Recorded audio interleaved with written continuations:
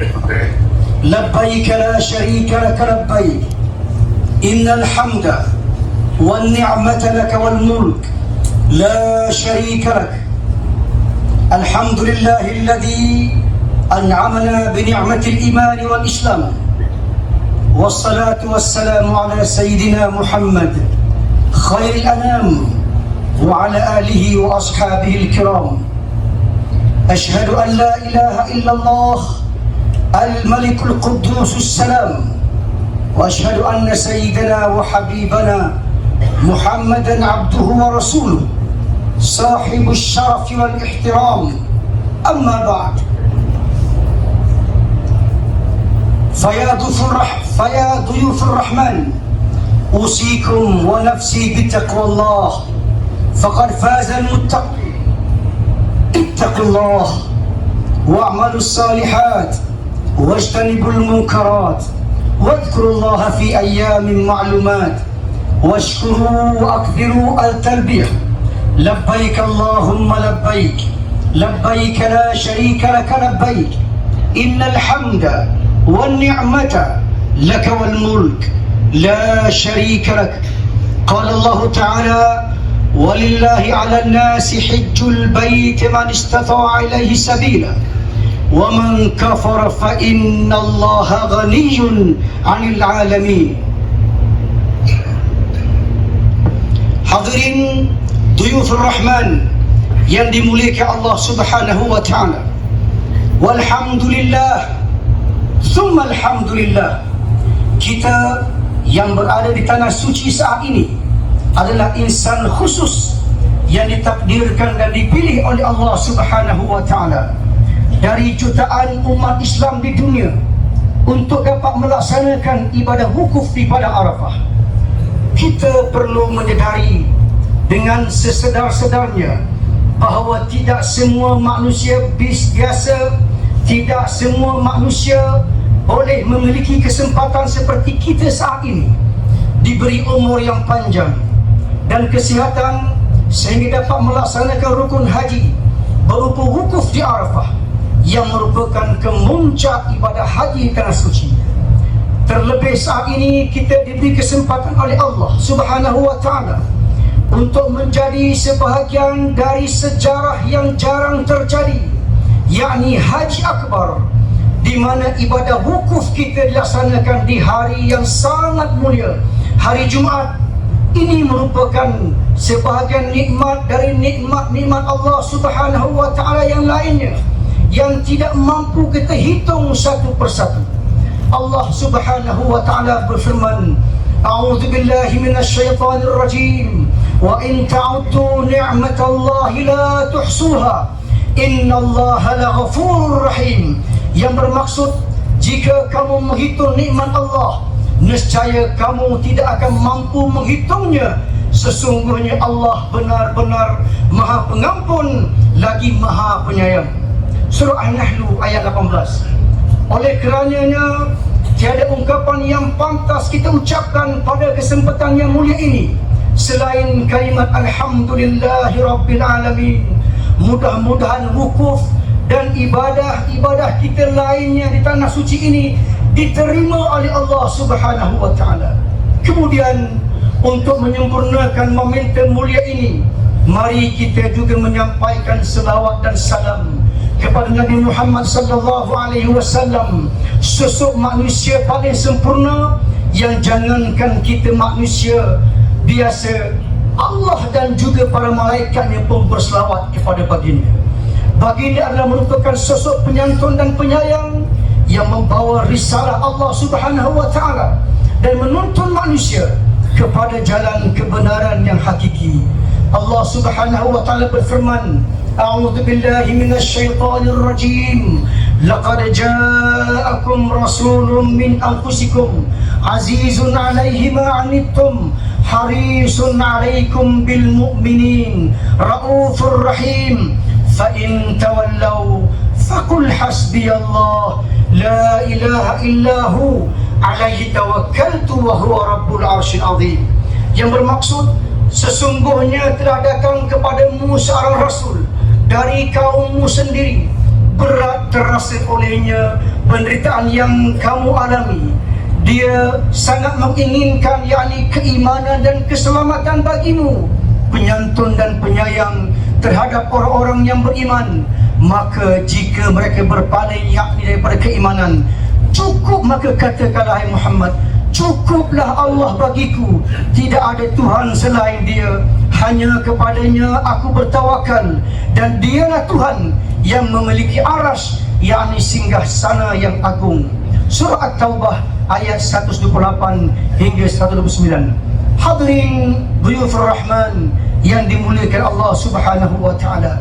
Firman Allah Subhanahu wa taala dalam surah At-Taubah ayat yang ketiga. A'udzu billahi minasy syaithanir rajim. Wa adhanun minallahi wa rasulihi ilan nas yaumal hajjil akbar anna Allaha bari'un minal musyrikin wa rasuluhu فإن تبتم فهو خير لكم وإن توليتم فاعلموا أنكم غير معجز الله وبشر الذين كفروا بعذاب أليم. Yang bermaksud satu maklumat dari Allah Subhanahu wa taala dan Rasulnya kepada umat manusia pada hari Haji Akbar, bahawa sesungguhnya Allah dan Rasulnya berlepas diri dari orang-orang musyrik. Jika kamu yakni kaum musyrik bertaubat, itu lebih baik bagimu. Dan jika kamu berpaling, ketahuilah bahawa kamu tidak dapat melemahkan Allah. Berilah kabar gembira ya Nabi Muhammad SAW kepada orang-orang kafir bahawa mereka akan mendapat azab yang sangat pedih. Al-Quran yang menyebutkan secara langsung istilah Haji Akbar yang juga pernah dialami oleh Rasulullah sallallahu alaihi wasallam. Ayat ini juga merupakan maklumat atau pemberitahuan dari Allah dan Rasulnya kepada umat manusia pada hari Haji Akbar yang terjadi pada tahun 9 Hijrah. Haji Akbar memang teristimewa, memang special dan memiliki kelebihan serta keistimewaan dibandingkan dengan musim-musim haji lainnya. Disebut dalam kitab Mughni Muhtash jilid pertama halaman 497 beberapa keistimewaan Haji Akbar menurut ulama kalangan Syafi'iyah. Wa qala Syafi'iyah wa qila idza wafaqa yaumul jum'ati yaum Arafah ghafara Allah ta'ala likulli ahli al-mawqifi ay bila wasitatin wa ghairi yaumil jum'ah biwasitatin ay yahabu musi'uhum limuhsinihim. Yang bermaksud ulama kalangan Syafi'iyah mengatakan, dikatakan jika hari Arafah jatuh pada hari Jumaat, maka seluruh yang berkumpul di pada Arafah akan langsung mendapat ampunan daripada Allah tanpa perantaraannya. Dan bila wukuf di selain hari Jumaat, maka yang ampunannya hanyalah melalui perantaraan.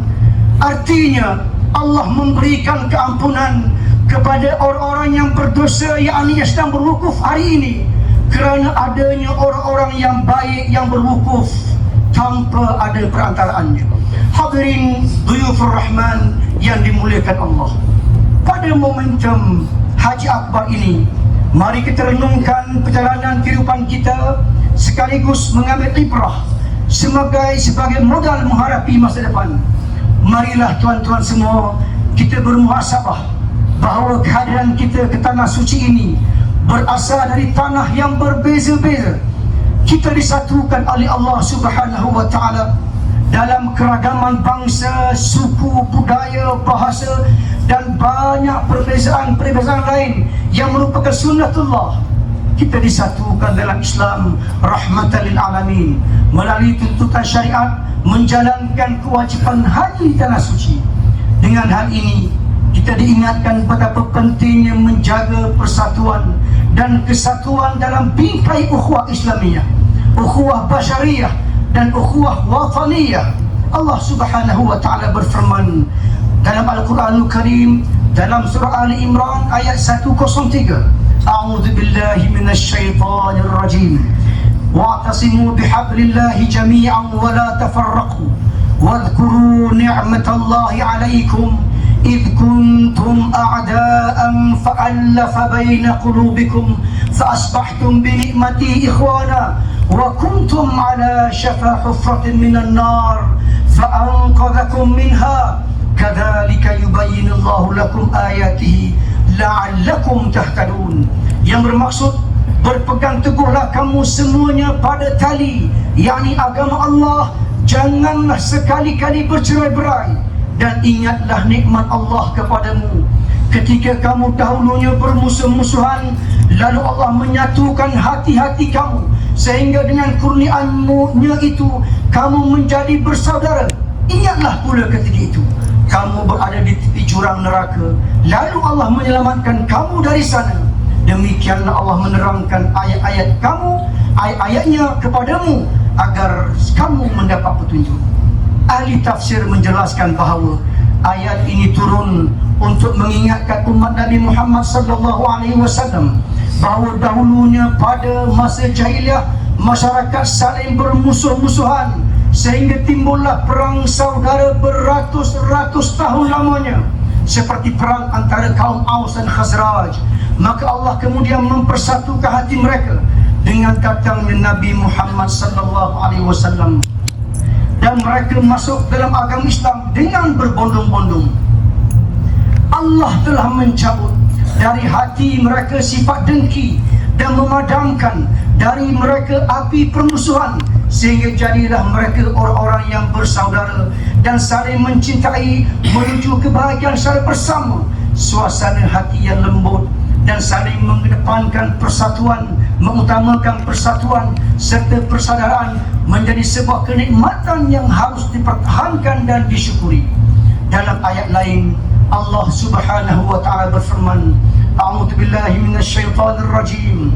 Fabima rahmatin minallahi linta lahum walau kunta faddan ghalidhal qalbi lam faddu min hawlik fa'fu anhum wastaghfir lahum وشاورهم في الأمر فإذا عزمت فتوكل على الله إن الله لا يحب المتوكلين.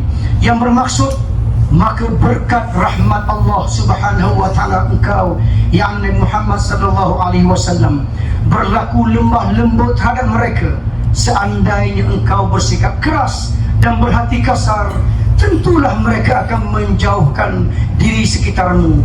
Oleh kerana itu, maafkanlah mereka, mohonkanlah ampun untuk mereka, dan bermusyawarahlah dengan mereka dalam segala urusan. Kemudian apabila engkau telah membulatkan tekad, bertawakallah kepada Allah. Sesungguhnya Allah mencintai orang-orang yang bertawakal. Surah Ali Imran ayat 159. Ayat ini juga menjadi pengingat akan pentingnya berlaku lemah lembut antara sesama kita, serta membuang jauh perilaku-perilaku yang tidak mengedepankan tata krama, termasuk juga hati yang keras dalam mengajak kepada kebaikan. Alih-alih akan mendatangkan sesuatu yang diharapkan, sikap negatif ini justru akan semakin menjauhkan orang-orang baik di sekitar kita. Mari tebarkan, mari sebarkan aura yang menyejukkan dan mendahului diskusi, perbincangan dengan perkaraan dingin untuk menyelesaikan berbagai hal dalam mewujudkan kemaslahatan bersama. Bersikap baik dan gerak-geri positif sudah menjadi setengah dari kesuksesan kita meraih sesuatu. Hadirin Duyufur Rahman yang dimuliakan Allah, dalam momentum haji ini kita juga diingatkan untuk meninggalkan sifat keakuan kita dengan mengagungkan Allah yang merupakan zat paling berhak dalam kehidupan. Kita hadir hanya dengan memakai 2 helai kain putih yang menjadi simbol ketidakmampuan dan kepasrahan kita kepada Allah Subhanahu wa taala. Pakaian ihram yang kita pakai ini menunjukkan bahawa kita semua sama di hadapan Allah Subhanahu wa taala. Bukan jabatan kita, bukan harta kita, dan bukan kelebihan fizikal yang pantas untuk dibanggakan di hadapan Allah Subhanahu wa taala. Kerana yang menjadi parameter terhadapnya adalah ketakwaan kepada Allah Subhanahu wa taala, di mana Allah Subhanahu wa taala berfirman, a'udzu billahi minasyaitonir rajim, ya ayyuhan nas inna khalaqnakum min dzakarin wa untha wa ja'alnakum syu'uban wa qabaila lita'arafu inna akramakum 'indallahi atqakum innallaha 'alimun khabir. Yang bermaksud, wahai manusia, sesungguhnya kami menciptakan kamu dari seorang laki-laki dan perempuan, kemudian kami menjadikan kamu berbangsa-bangsa dan bersuku-suku agar kamu saling mengenal sesama kamu. Sesungguhnya orang yang paling mulia di antara kamu di sisi Allah Subhanahu wa taala ialah orang yang paling bertakwa di kalangan kamu. Sesungguhnya Allah Maha mengetahui lagi Maha teliti. Al-Hujurat ayat yang ke-13. Dalam ayat ini kita diingatkan oleh Allah Subhanahu wa taala untuk sentiasa menyadari bahawa perbezaan perciptaan manusia antara perempuan dan laki-laki dan dengan berbagai suku bangsa ini bukan untuk dipertentangkan, diperbandingkan dan saling bercerai-berai, melainkan semua itu adalah untuk saling kenal mengenal, menjalinkan komunikasi sehingga terbangunnya suasana yang harmoni di tengah-tengah kehidupan. Terlebih lagi di negara kita Malaysia yang beraneka dalam kebudayaan dan keagamaan perlu untuk dirawat sehingga akan sentiasa damai dalam kerukunan dan kehidupan beragama, berbangsa serta negara. Hadirin Dhuyufur Rahman yang dimuliakan Allah, di antara mewujudkan kehidupan yang harmoni dalam berinteraksi dengan sesama kita, sudah semestinya kita mendahulukan sifat moderat dalam segala hal, khususnya dalam beragama. Sebuah sikap, cara pandang dan praktik beragama yang mewujudkan dan menarasikan nilai serta esensi agama dengan mengangkat dan melindungi nilai-nilai kemanusiaan. Sikap dalam moderasi beragama mengusungkan prinsip adil, berimbang dan mentaati konstitusi sebagai kesepakatan bernegara yang pernah disebut dalam Al-Quranul Karim dalam surah Al-Baqarah ayat yang ke-143. A'udzu billahi minasyaitonir rajim. Wa kadzalika ja'alnakum ummatan wasata litakunu syuhada'a 'alan nas wa yakuna ar-rasul 'alaikum syahida. Yang bermaksud, dan demikian pula kami telah menjadikan kamu, yakni umat Islam, umat pertengahan, agar kamu menjadi saksi atas perbuatan manusia dan agar Rasul Muhammad sallallahu alaihi wasallam menjadi saksi atas perbuatan kamu. Allah, ya Allah, ya Tuhan kami, ampunkanlah dosa-dosa kami, ya Allah. Ampunkanlah dari tanah dan momentum suci ini. Kami berharap senantiasa diberkahi daripada Arafah yang penuh berkat. Kami bersimpuh memohon redha yang melimpah, dan dari Haji Akbar ini kami meminta anugerah-Mu yang maha agung dan besar dari-Mu kepada kami yang lemah tanpa daya dan harapan-Mu, untuk dunia yang damai dalam naungan-Mu. Ya Allah, ya Aziz, Zat yang perkasa, anugerahkanlah kasih sayang-Mu pada kami yang terus berharap cinta-Mu. Peliharalah kami dan bumi ini dalam genggaman-Mu yang abadi. Sempurnakanlah keimanan dan ketakwaan kami untuk tetap beribadah kepada-Mu dengan jiwa yang suci. Ampunilah dosa-dosa kami, orang-orang tua kami. Terimalah amal ibadah yang kami, ya Samad, ya Ahad, ya Mujibatud Da'wat. Kurniakanlah kepada kami haji yang mabrur, yang penuh syukur, dosa yang terampun dan usaha yang makmur. Barakallahu li wa lakum fil Qur'anil azim, wa nafa'ani wa iyyakum bima fihi min al-ayati wadh-dhikril hakim, wa taqabbala minni wa minkum tilawatahu innahu huwas samiul alim.